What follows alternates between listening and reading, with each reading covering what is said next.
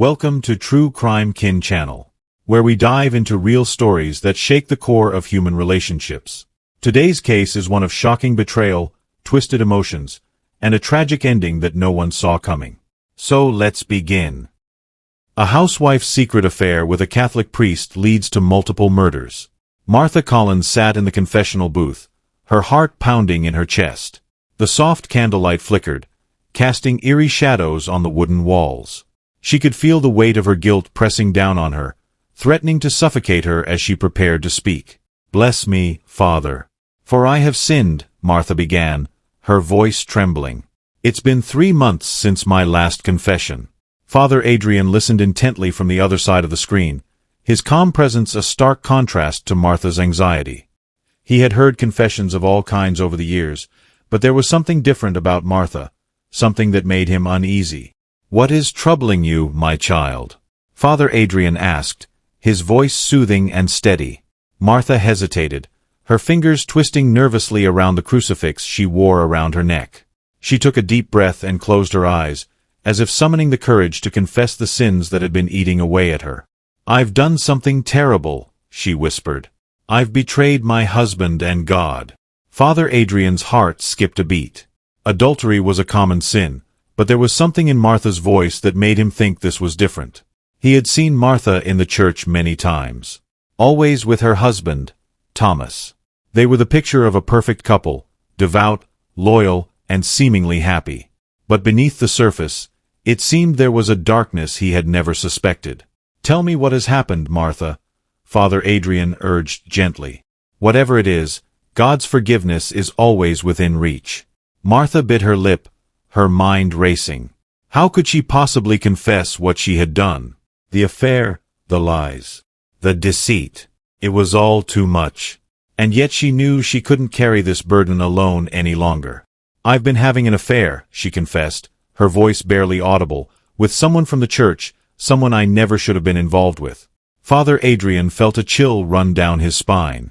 He had feared this was coming, but hearing the words spoken aloud made it all too real. He prayed silently for strength as he prepared to respond, knowing that his next words could change everything. "Martha," he said softly, "who is this person?" There was a long, agonizing pause. Martha's hands were shaking, and she could feel the tears welling up in her eyes. She didn't want to say it, didn't want to admit the full extent of her sin, but there was number turning back now. "It's you, Father Adrian," she whispered. "You're the one I've been having an affair with." Father Adrian felt the blood drain from his face. He had feared this moment, had dreaded the possibility that the secret they had kept hidden for so long would be exposed. But to hear it spoken aloud, to know that the words had left Martha's lips, made it all the more real. He had been a priest for nearly 15 years, a servant of God dedicated to guiding his flock with wisdom and compassion.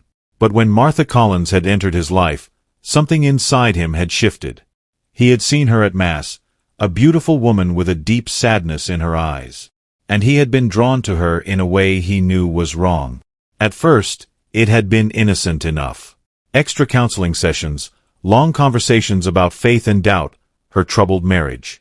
But the more time they spent together, the more he found himself thinking of her outside the walls of the church, wondering what it would be like to hold her, to comfort her in ways that went beyond the spiritual. The affair had started with a single stolen kiss, an impulsive act that should have ended there. But the desire that had simmered beneath the surface for months had been unleashed, and neither of them had the strength to stop it. They met in secret, at night, in places far from the prying eyes of the town. Each time the guilt weighed heavier on them, but so did the pull they felt toward one another.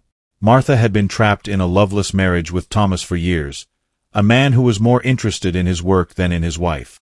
She had tried to be the perfect housewife, the perfect Christian. But the loneliness had become unbearable.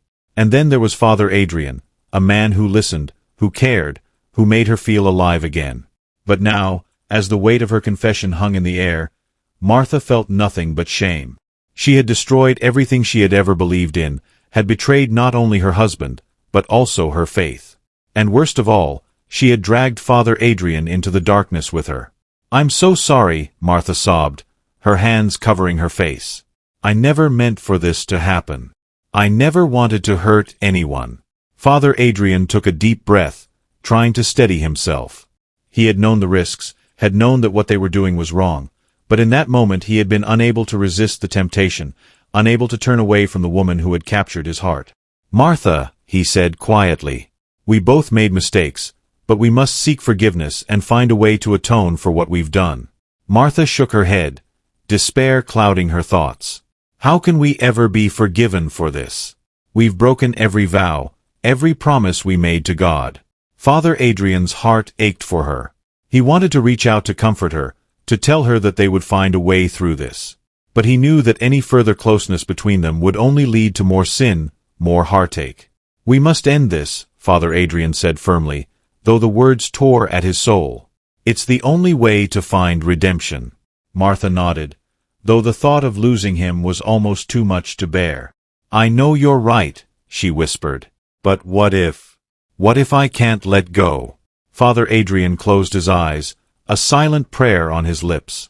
He knew that ending the affair was the only way to save their souls, but he also knew that the road ahead would be fraught with pain and temptation. And as he looked into Martha's tear-streaked face, he couldn't shake the feeling that this was only the beginning of their troubles. The following weeks were a test of willpower for both Martha and Father Adrian. They avoided each other as much as possible, their once frequent meetings now reduced to brief awkward encounters at church. Each time they crossed paths, the weight of their sin hung heavy between them, a constant reminder of what they had done. Martha tried to throw herself into her duties as a housewife, hoping that by focusing on her home and her marriage, she could somehow cleanse herself of the guilt that gnawed at her soul. But every time she looked at Thomas, she felt a pang of guilt so intense it nearly brought her to her knees. He was oblivious to the turmoil inside her, still as distant and preoccupied as ever, and that only made her guilt worse. The nights were the hardest. Martha would lie in bed next to Thomas, staring at the ceiling, her mind racing with thoughts of Father Adrian. She missed him, craved the comfort he had once provided, even though she knew that their relationship had been built on lies and deceit. She found herself reaching for her phone late at night, her fingers hovering over his number, desperate to hear his voice, to feel connected to him again. But she resisted, knowing that to reach out to him would only drag them both deeper into the abyss. Instead, she cried silently into her pillow, her heart breaking a little more each night. Father Adrian, too, was struggling. He spent hours in the church praying for forgiveness, begging God to grant him the strength to stay away from Martha.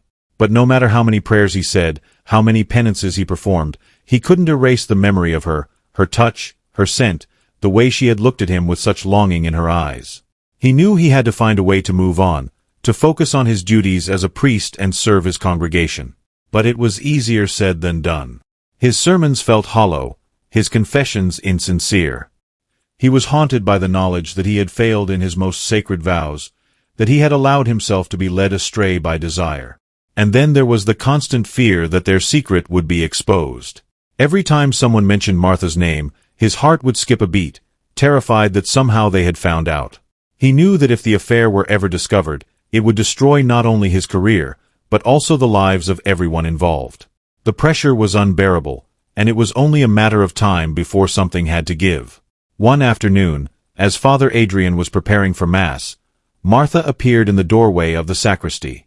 She looked pale, her eyes red from crying, and Father Adrian's heart ached at the sight of her. "We need to talk," Martha said quietly, her voice trembling.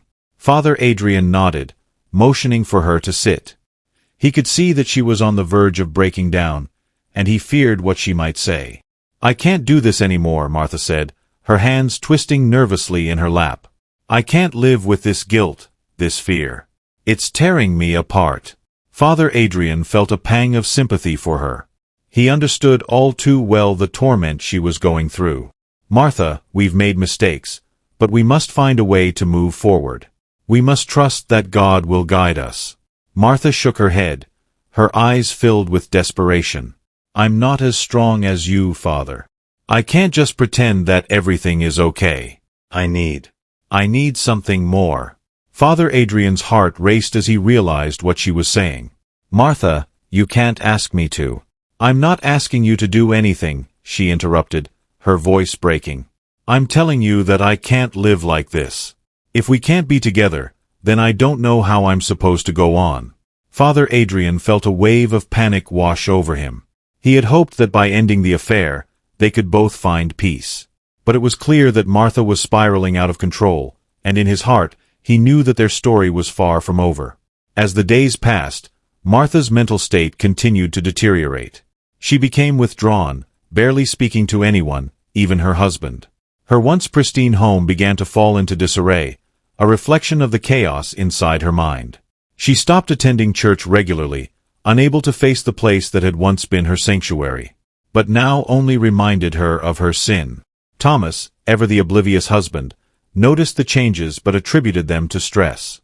He had been working long hours and assumed that Martha was simply feeling the strain of running the household on her own. He suggested they take a vacation, a chance to get away from everything and reconnect. But Martha rejected the idea, her anxiety only growing at the thought of being alone with him for an extended period one evening as Martha was preparing dinner. She caught a glimpse of herself in the mirror and was shocked by what she saw. The woman staring back at her was a stranger, pale, haggard, with dark circles under her eyes. She looked like a ghost, haunted by the secret she carried. In a moment of desperation, she picked up her phone and dialed Father Adrian's number, her hands shaking as she waited for him to answer.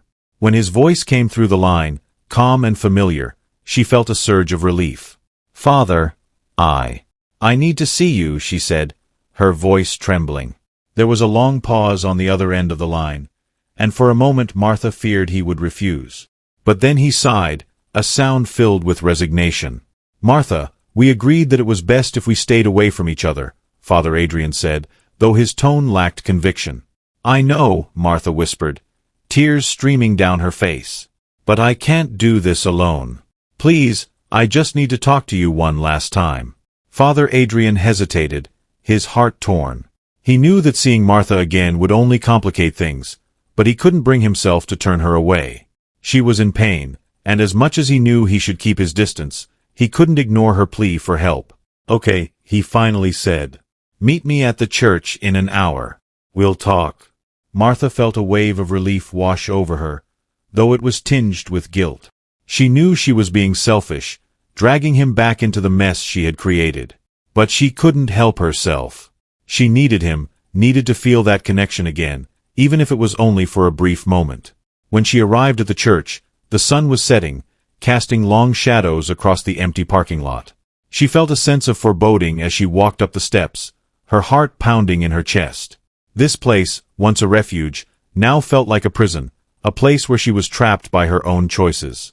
Father Adrian was waiting for her inside, his expression somber. As soon as their eyes met, Martha felt the tears welling up again, and she rushed to him, burying her face in his chest. "I'm so sorry," she sobbed, her voice muffled by his cassock. "I never wanted to hurt you. I never wanted any of this." Father Adrian wrapped his arms around her, holding her close as she cried. He could feel her pain, her regret, and it tore at his heart. He wanted to tell her that everything would be okay, that they would find a way through this, but he knew that would be a lie. "Martha, you need to let go," he said softly, his voice filled with sorrow. "We both need to let go." Martha pulled back, looking up at him with red, tear-streaked eyes. "But how?" she asked, her voice trembling. "How do I let go of something that feels so real, so right?" Father Adrian didn't have an answer. All he knew was that their relationship, as much as it had brought them both comfort, was wrong, and if they didn't end it for good, it would only lead to more pain, more destruction. "We have to trust in God," he said finally. "Trust that He will guide us, even when we can't see the path ourselves." Martha nodded, though she wasn't sure she believed it. She felt lost, adrift in a sea of confusion and despair, with no idea how to find her way back to the shore. And as she looked into Father Adrian's eyes, she couldn't shake the feeling that this was only the beginning of their troubles. After that fateful meeting at the church, Martha tried her best to stay away from Father Adrian. She threw herself into her daily routines, attempting to fill the void with anything that would distract her from the aching loneliness inside. But no matter what she did, she couldn't escape the gnawing sense of dread that had settled in her chest. It was as if a dark cloud had descended over her life, and with each passing day it grew heavier, suffocating her. She began to feel as though she was being watched, her every move scrutinized by unseen eyes. At first, she dismissed it as paranoia, a byproduct of her guilty conscience. But soon the feeling became too intense to ignore. One night, as she was lying in bed, she heard a noise outside her window, a faint rustling, like someone moving through the bushes. Her heart raced as she sat up, straining to listen. But when the noise didn't come again, she convinced herself it was just the wind and tried to go back to sleep. But the following morning, as she was leaving the house to run errands, she found a single white rose on her doorstep.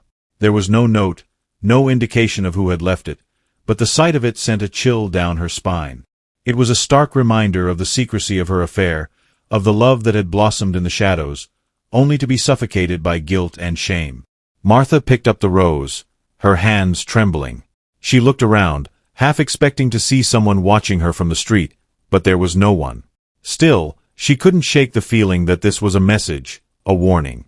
That night, as she lay in bed, the unease grew stronger. She heard the rustling outside her window again, but this time it was followed by the unmistakable sound of footsteps. Martha's heart pounded in her chest as she crept out of bed and peered through the curtains. In the dim light, she could just make out a figure standing in the shadows near the edge of the yard. Fear gripped her, and she quickly stepped back, her mind racing. Who could it be? A neighbor? A thief? Or was it something more sinister, someone who knew about her affair and was now using it against her? The thought terrified her. She knew that if the affair became public, it would destroy not only her life, but also Father Adrian's. The shame, the scandal. It would ruin everything. She had to do something, had to find a way to protect herself and the priest she still cared for deeply. But who could she turn to? Thomas was out of the question. He was clueless about what had been happening, and she had no intention of dragging him into this mess. And Father Adrian? He had made it clear that they needed to keep their distance, that any further contact would only lead to more trouble. Martha felt trapped, her options dwindling with each passing day. She began to lose sleep, her nerves fraying under the constant pressure, and as the days turned into weeks, the sinister presence that haunted her grew bolder. She began receiving anonymous letters, short, cryptic messages that hinted at the affair without ever explicitly mentioning it. Each one was more threatening than the last, the words dripping with malice, and each time Martha felt her world closing in on her, the walls of her carefully constructed life crumbling around her. The final straw came when she found another white rose on her doorstep, this time accompanied by a note that read, "Your sins will find you out." Martha's hands shook as she read the note, her mind reeling. Who could be doing this? Was it someone from the church? Someone who had seen her and Father Adrian together? She knew she couldn't keep this to herself any longer.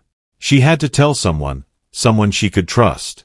And as much as she didn't want to, she knew that person had to be Father Adrian.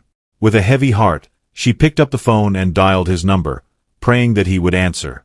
Father Adrian arrived at Martha's house the following evening, his face a mask of concern. He had been worried about her ever since their last meeting, but he had tried to respect her need for space, hoping that they could both move on from the affair. But when he heard the fear in her voice during their phone call, he knew something was seriously wrong. As he stepped inside, he immediately noticed the tension in the air. Martha looked exhausted, her eyes dark with worry, and she kept glancing out the window as if expecting someone to be lurking outside. "Martha, what's going on?" Father Adrian asked gently, closing the door behind him. Martha handed him the note she had received, her hands trembling. "This was left on my doorstep," she said, her voice barely above a whisper, along with another rose. Father Adrian read the note, his brow furrowing in concern. "Your sins will find you out," he repeated, his voice grim. Who could have sent this? Martha shook her head, tears welling up in her eyes. "I don't know, but I think someone's been watching me. I've heard noises outside, and I've seen a figure in the yard at night." Father Adrian's heart sank. He had feared that their affair would have consequences, but he had never imagined it would come to this. He knew they had to be careful, that any sign of impropriety could lead to scandal. But it seemed that someone had already uncovered their secret. "We need to be careful," Father Adrian said, his voice low.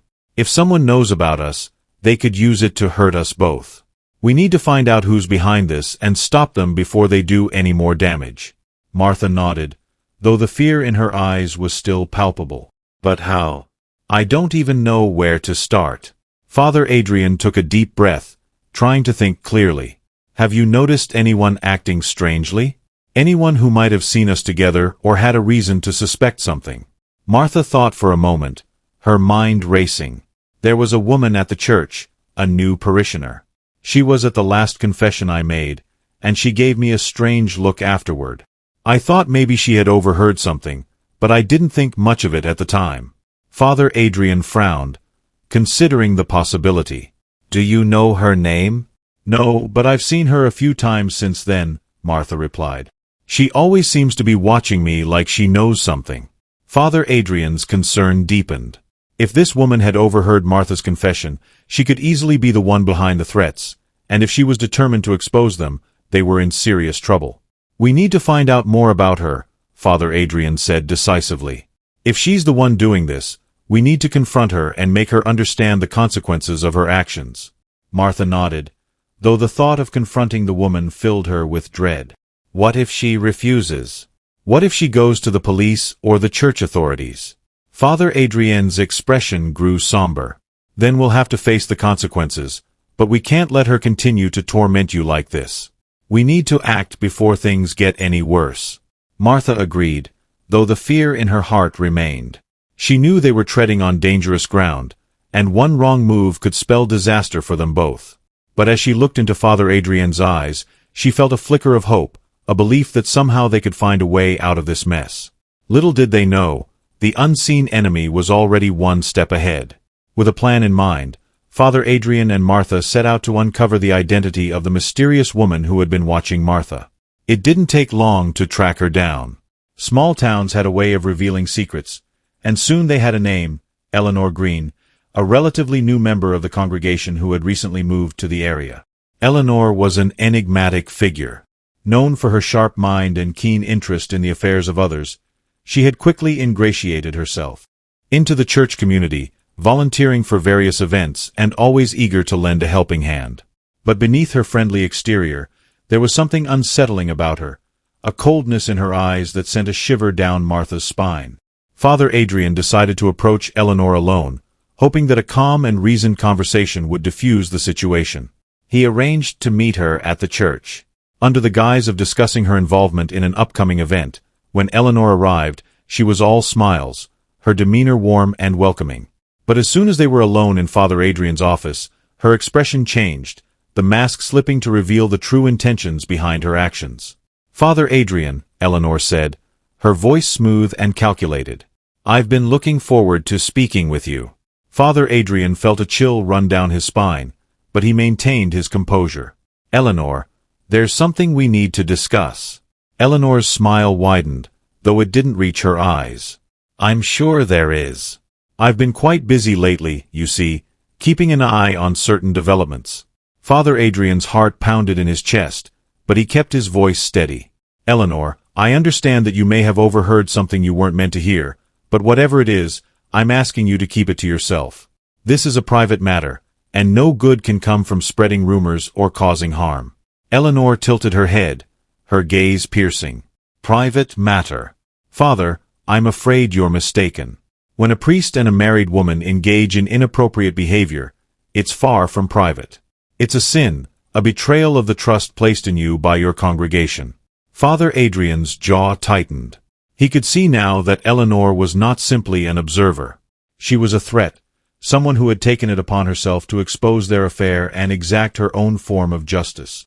Eleanor, Father Adrian said firmly, if you have any compassion, any understanding of the gravity of the situation, you'll let this go. No one needs to be hurt by this. We've made our mistakes, but we're trying to make things right. Eleanor's smile faded, replaced by a cold, calculating expression. Make things right.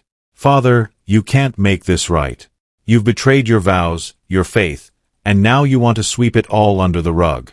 I don't think so. Father Adrian's heart sank. He could see that reasoning with Eleanor was futile. She was determined to bring their sins to light, no matter the cost. Eleanor, please, he said, desperation creeping into his voice. Think about what you're doing.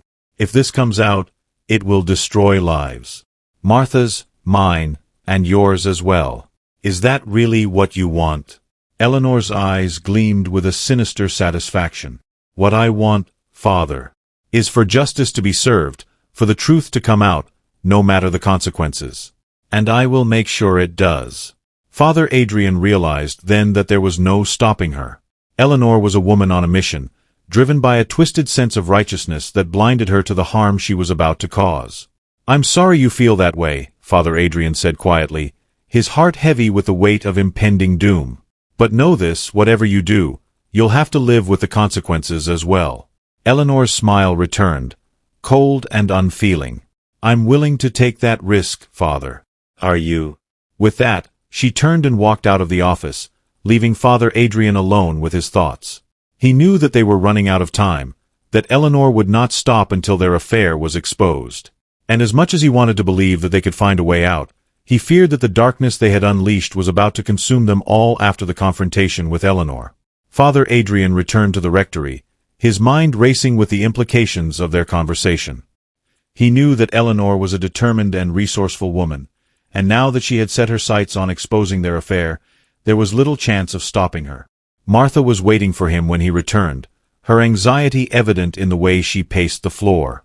When she saw the look on Father Adrian's face, her heart sank. What did she say? Martha asked, her voice filled with dread. Father Adrian sighed, running a hand through his hair. She's not going to back down, Martha. She's determined to expose us, no matter the cost. Martha felt a wave of panic wash over her. What are we going to do? If she tells anyone, our lives will be ruined. Father Adrian sat down, his expression grim. I don't know, Martha. I tried to reason with her, but she's convinced that she's doing the right thing. I fear that nothing we say or do will change her mind. Martha sank into a chair, her head in her hands. She had feared that this day would come, that the secret they had fought so hard to keep would eventually come to light. But now that it was happening, the reality of it was overwhelming.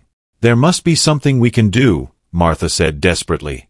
We can't just let her destroy us. Father Adrian looked at her, his heart heavy with guilt. Martha, we've made our choice. And now we have to live with the consequences. I wish there was a way to make this all go away, but we can't change the past. Martha felt tears welling up in her eyes. I never wanted this, Father. I never wanted any of this. Father Adrian reached out and took her hand, his voice filled with sorrow. I know, Martha. Neither did I. For a moment they sat in silence, the weight of their situation pressing down on them. But then Martha's expression hardened, a look of determination replacing her despair. No, she said firmly, standing up. I won't let her destroy us.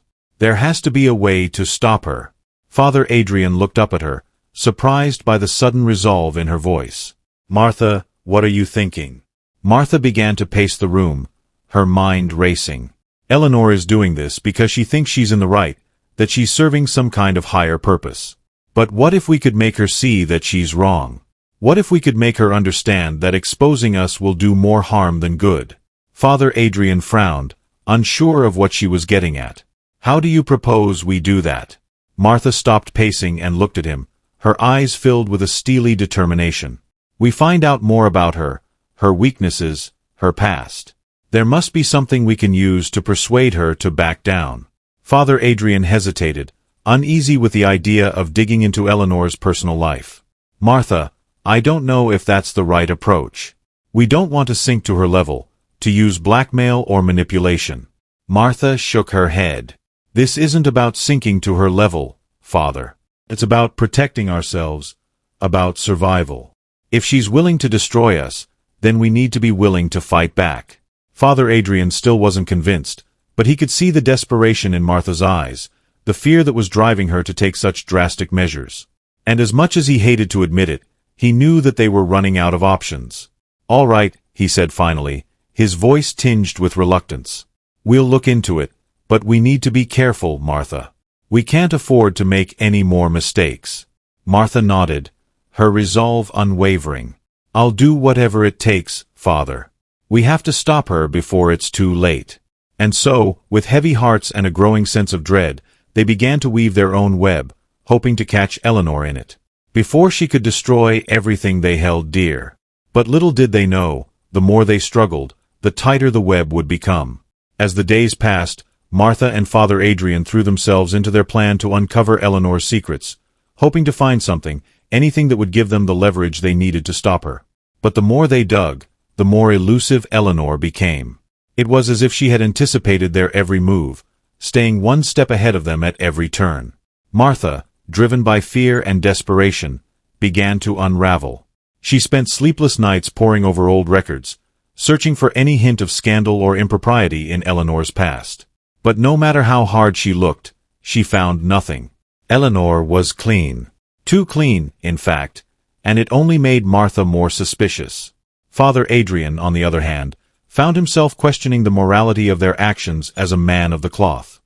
He knew that what they were doing was wrong, that they were engaging in the very behavior they had condemned in Eleanor. But the thought of losing everything, of being exposed and humiliated, was too much to bear. One evening, as they were going over their findings in Martha's kitchen, Father Adrian looked up from the pile of papers and saw the exhaustion in her eyes. She had grown gaunt and pale, her once vibrant spirit now dulled by the weight of their predicament. "Martha, maybe we should stop this," Father Adrian said softly. "Maybe it's time to accept the consequences and move on." Martha looked at him, her eyes filled with desperation. "Move on? How can you say that, Father?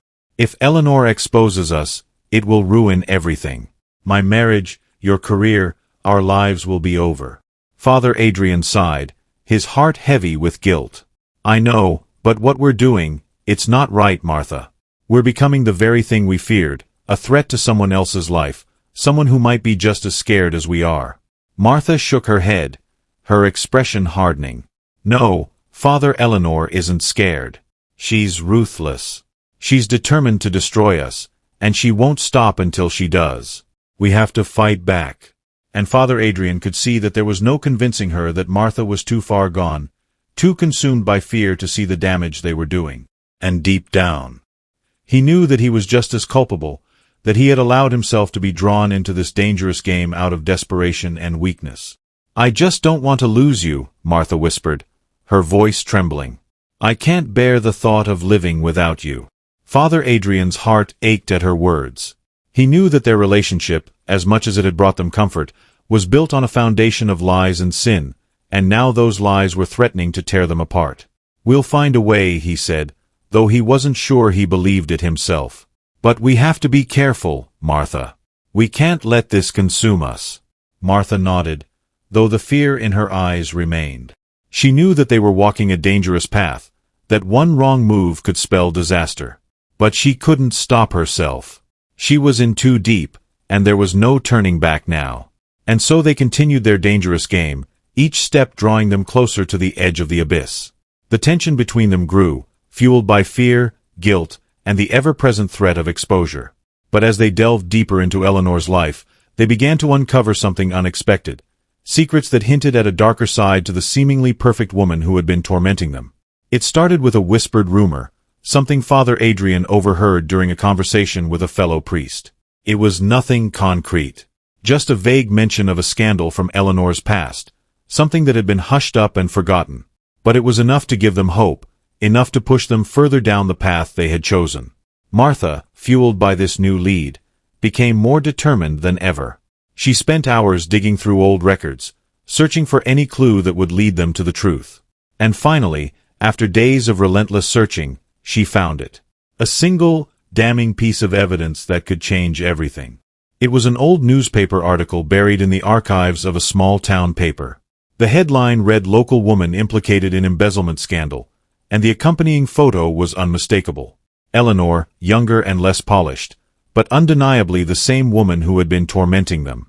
The article detailed how Eleanor, then known by a different name, had been accused of embezzling funds from a local charity where she had worked. The scandal had been hushed up. The charges dropped after a hefty settlement was paid to the charity, but the stain on her reputation had remained. Martha couldn't believe her luck. This was exactly what they needed, a way to stop Eleanor in her tracks, to expose her as the fraud she was. She felt a surge of triumph, a sense of power that she hadn't felt in weeks. Father Adrian, on the other hand, felt a growing unease. He knew that they had found what they were looking for, but the cost of using it weighed heavily on his conscience. "Martha, are you sure about this?" Father Adrian asked, his voice tinged with doubt. "If we use this information, we're no better than she is. We'll be dragging her through the mud, just as she's trying to do to us." Martha's eyes blazed with determination. "She deserves it, Father. After everything she's put us through, she deserves to be exposed for the fraud she is." Father Adrian sighed, torn between his moral compass and the desire to protect the life he had built. He knew that using this information would be a betrayal of everything he stood for, but the thought of losing everything, of being humiliated and disgraced, was too much to bear. "All right," he said, finally, his voice heavy with resignation. "But we need to be careful, Martha. We can't let this consume us." Martha nodded, though the fire in her eyes remained. She knew that they were playing a dangerous game, but she was determined to win, no matter the cost. And so, with their newfound weapon in hand, they prepared to confront Eleanor, ready to use her own past against her in a battle of wills that would determine their fate. But as they prepared for the confrontation, they couldn't shake the feeling that they were being watched, that the unseen enemy was still lurking in the shadows, waiting for the right moment to strike. The day of the confrontation arrived, and the tension between Martha and Father Adrian was palpable. They had spent the night preparing for the meeting with Eleanor, rehearsing what they would say, how they would present the evidence they had found. But despite their preparations, a sense of dread hung over them, a feeling that something was about to go terribly wrong. They met Eleanor at the church in the same office where Father Adrian had first confronted her. This time, however, the atmosphere was charged with a different energy. A sense of finality of a battle about to be fought. Eleanor arrived on time, her expression as cold and calculating as ever. She seemed unfazed by the tension in the room, as if she had anticipated this confrontation and was ready for whatever they had planned. "Father Adrian, Martha," Eleanor said with a nod as she took a seat across from them. "I assume you've called me here to discuss something important." Martha wasted no time, pulling out the old newspaper article and placing it on the table in front of Eleanor. "We know who you really are, Eleanor," she said, her voice steady, despite the adrenaline coursing through her veins. "Or should I say, Elizabeth, we know about the embezzlement scandal, the settlement, everything." Eleanor's eyes flicked to the article, but she showed no sign of surprise. Instead, she simply smiled, a chilling smile that sent a shiver down Father Adrian's spine. "I see you've done your homework," Eleanor said, her voice calm and measured. "But you've made a mistake if you think this is going to stop me." Martha's confidence wavered, but she pressed on. "We're prepared to take this to the authorities, to the media, if necessary. If you don't back off, we'll make sure everyone knows what kind of person you really are." Eleanor leaned back in her chair, her gaze never leaving Martha's. "And what makes you think anyone will believe you? That article is from years ago, and the charges were dropped. There's no evidence to support your claims." Father Adrian felt a knot tighten in his stomach. He could see now that Eleanor had anticipated this move, that she had already calculated the risks and was prepared to face them. "You're playing a dangerous game, Martha," Eleanor continued, her voice low and menacing. "And you're going to lose." Martha's resolve began to crumble under Eleanor's icy stare, but Father Adrian stepped in, his voice filled with authority. "This isn't a game, Eleanor. This is about our lives, our futures. You've made it clear that you're willing to destroy us, but we won't go down without a fight." Eleanor's smile faded, replaced by a look of cold determination. "You think you're the first people to try and blackmail me? You're nothing but amateurs, and you're in way over your heads." Father Adrian's heart pounded in his chest, but he refused to back down. "Maybe so, but we have something you don't, conviction. We may have made mistakes, but we're willing to fight for what's right for our futures." Eleanor's expression hardened, and for the first time, a flicker of doubt crossed her features. She had underestimated them, and now she was beginning to realize that they weren't going to back down easily. "You're making a mistake," Eleanor warned, her voice filled with venom. "If you push me, I'll make sure you regret it." Martha, her fear giving way to anger, stood up and leaned across the table, her voice filled with fury. "No, Eleanor, it's you who's going to regret this. We're not afraid of you, and we're not going to let you destroy us." Eleanor's eyes blazed with rage, and for a moment it seemed as if the tension in the room would explode into violence. But then, just as quickly, Eleanor's expression shifted, a cold, calculating smile spreading across her face. "Very well," Eleanor said, her voice dripping with malice. "If that's how you want to play it, then so be it. But don't say I didn't warn you." With that, she stood up and walked out of the office, leaving Father Adrian and Martha alone, the weight of their actions pressing down on them. As the door closed behind Eleanor, Martha collapsed into a chair, her hands shaking with adrenaline. "What have we done, Father? What if she follows through on her threats?" Father Adrian sat down beside her, his heart heavy with the knowledge that they had crossed a line they could never uncross. "We did what we had to do, Martha, but we need to be prepared for whatever comes next." Martha nodded, though the fear in her eyes remained. She knew that they had won the battle, but the war was far from over. And as they sat in the empty office, the realization slowly dawned on them that they had become entangled in a web of their own making, a web that now threatened to consume them both in the days that followed the confrontation with Eleanor. Martha and Father Adrian tried to go about their lives as normally as possible, but the tension between them was palpable. They knew that Eleanor wasn't going to back down easily, and the fear of what she might do next hung over them like a dark cloud.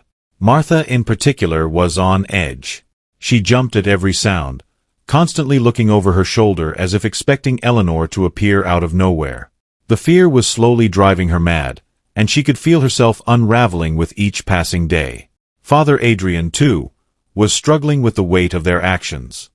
He had always prided himself on his moral integrity, but now he felt like a hypocrite, a man who had allowed his fear and desperation to lead him down a path of deceit and manipulation. One evening, as they sat together in Martha's living room, the strain of their situation finally reached a breaking point. "This can't go on, Father," Martha said, her voice trembling. "I can't live like this, constantly looking over my shoulder."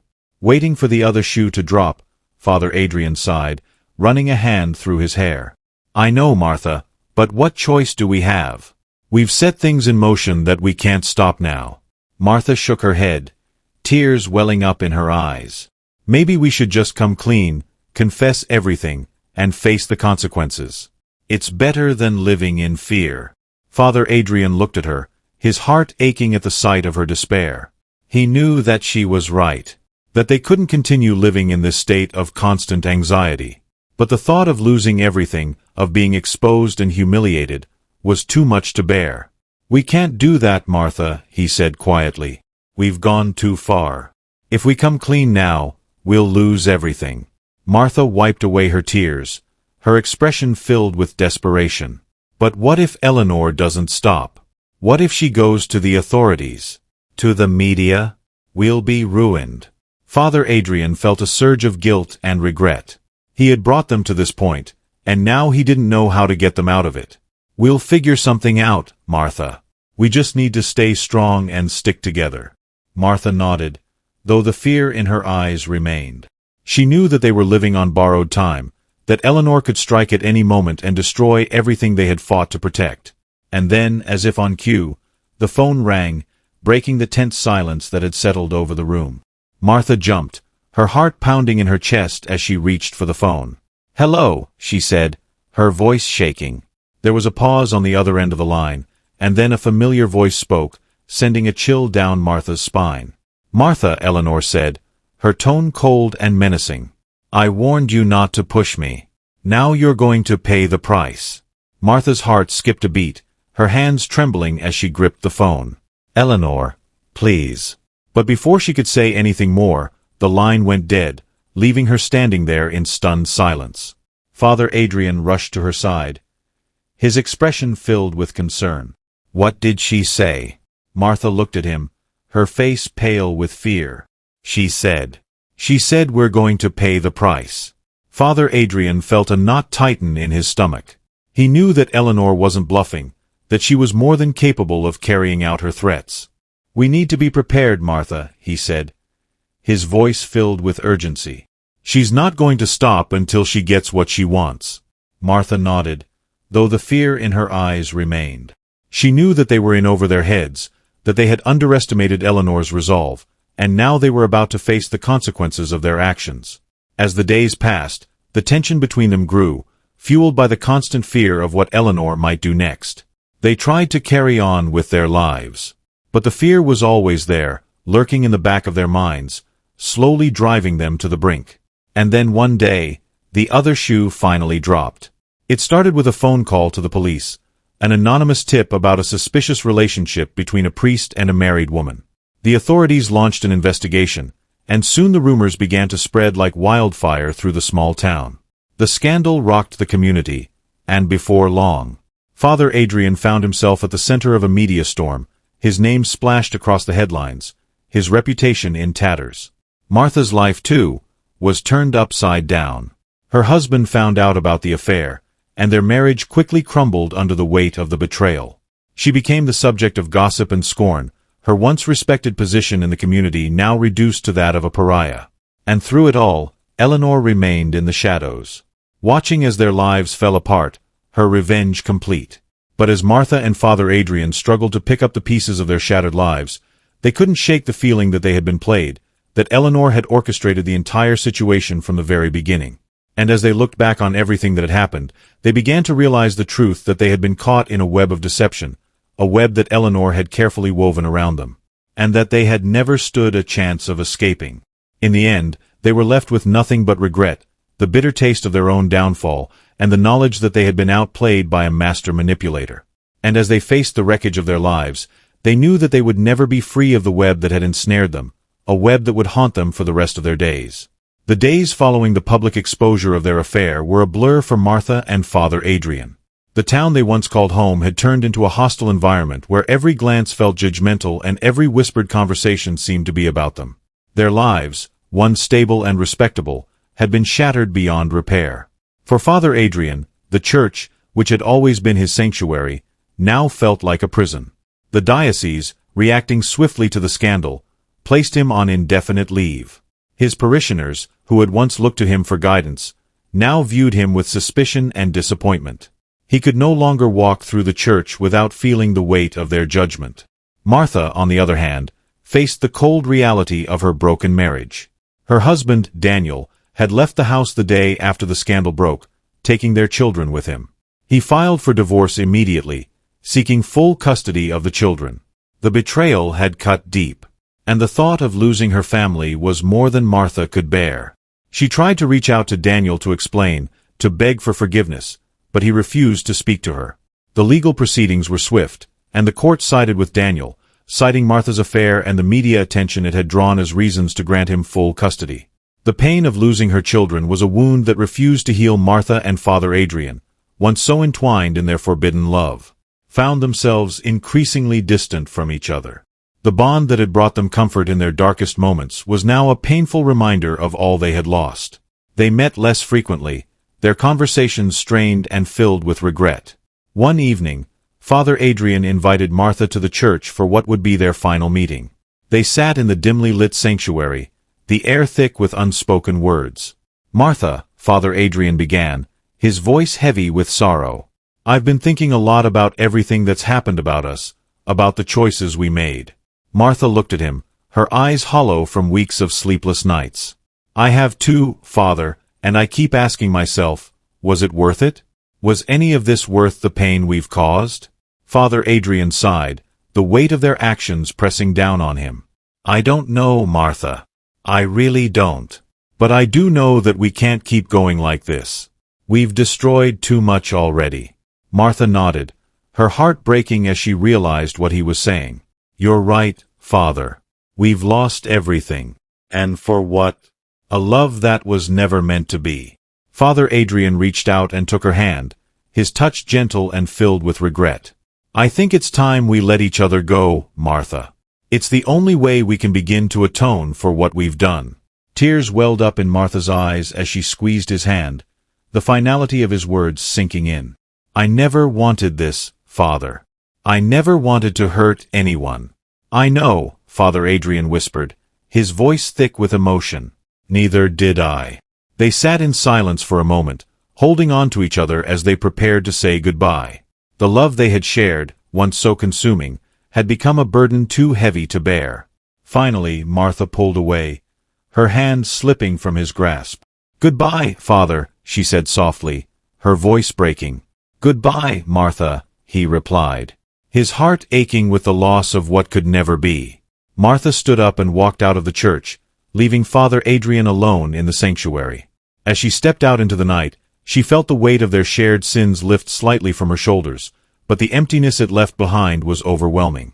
Father Adrian remained seated in the pew, his thoughts a storm of guilt, regret, and sorrow. He knew that he had lost more than just his position in the church. He had lost his way, his faith in himself and in the life he had once believed was his calling. Months passed, and the scandal that had once consumed the small town began to fade from public memory. But for Martha and Father Adrian, the consequences of their actions lingered, casting a long shadow over their lives. Martha moved to a small town several hours away, where no one knew her past. She found work at a local grocery store and rented a modest apartment. The days were long and lonely. Filled with the monotonous routine of work and the quiet despair of isolation, she missed her children terribly and lived for the rare phone calls and brief visits that Daniel allowed. But as the months turned into years, Martha began to rebuild her life. She attended counseling sessions, slowly coming to terms with the choices she had made and the pain she had caused. The process was painful, but it allowed her to start forgiving herself. She knew that she could never undo the past. But she was determined to live a better life, to be a better person for her children's sake. Father Adrian's path was more complex. He was stripped of his position in the church and barred from performing any priestly duties. The shame and guilt weighed heavily on him, and for a time he considered leaving the priesthood altogether. But something kept him tethered to his faith, a small, flickering light of hope that refused to be extinguished. He sought guidance from a mentor, an older priest who had weathered his own storms and emerged with a deeper understanding of faith and forgiveness. Through long conversations and deep introspection, Father Adrian began to find a way back to his faith. He realized that his fall from grace had been a test of his humanity, of his ability to confront his flaws and seek redemption. He decided to dedicate himself to a life of service, not as a priest, but as a volunteer working with the homeless and those in need. The work was humbling and often heartbreaking, but it gave Father Adrian a sense of purpose that he had lost. He found solace in helping others, in the small acts of kindness that could make a difference in someone's life. It was his way of atoning for his sins, of trying to make amends for the pain he had caused. Martha and Father Adrian rarely spoke their lives now on separate paths, but when they did, it was with a sense of mutual understanding and respect. They had both faced their demons and were working toward a future that, while far from perfect, was built on the lessons they had learned. Years passed, and the scandal that had once seemed so catastrophic became a distant memory, a chapter in their lives that, while painful, had ultimately led them to where they were meant to be. Martha's children grew up, and while her relationship with them was never fully repaired, there was a sense of understanding and forgiveness between them. She continued to live a quiet life, finding peace in the simple things and in the knowledge that she had done her best to atone for her mistakes. Father Adrian, too, found a sense of peace in his new life. The work he did with the homeless gave him a renewed sense of purpose, and while he would always carry the weight of his past, he had learned to forgive himself and move forward. The love that had once consumed them had faded, but it had not been in vain. It had taught them about the complexities of the human heart, the dangers of forbidden desires, and the importance of redemption. In the end, Martha and Father Adrian were not defined by their sins, but by how they had chosen to rise from the ashes of their mistakes. Their lives, though marked by tragedy and loss, were also a testament to the resilience of the human spirit, to the possibility of finding light even in the darkest of times. And as they looked back on their journey, they knew that while the price of their sins had been high, they had emerged stronger, wiser, and more compassionate for having paid it. Thanks for watching. Subscribe and like this video for more true crime video. Don't forget to leave your thoughts and theories in the comments section below. Take care and see you in the next video.